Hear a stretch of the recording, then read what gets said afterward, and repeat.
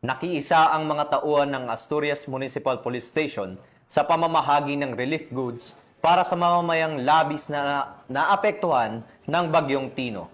Patrolwoman Judith Nicanor, ibalita mo.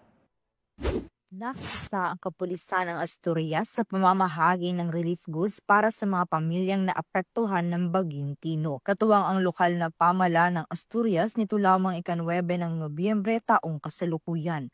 Mabilis na kumilos sa mga tauhan ng Asturias Municipal Police Station sa pangunguna ni Police Captain Phil C. Restauro, officer in charge upang maipamahagi ang food packs, masuri ang lawak ng pinsala at maipaabot ang agarang tulong sa mga pamilyang labis na naapektuhan ng bagyo.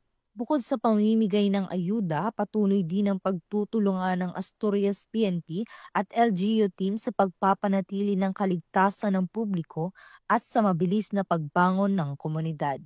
Mula sa clearing operations hanggang sa pagtulong sa mga apektadong residente, walang tigil ang bawat unit sa kanilang operasyon simula pa noong unang araw ng kalamidad.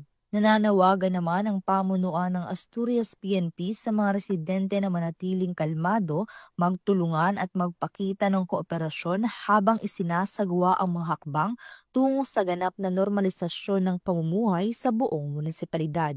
Mula dito sa Central Visayas, ako ang Police News Network Correspondent, Patrolwoman Judith Nicanor, alagad ng batas, tagataguyod ng Balitang Pulis.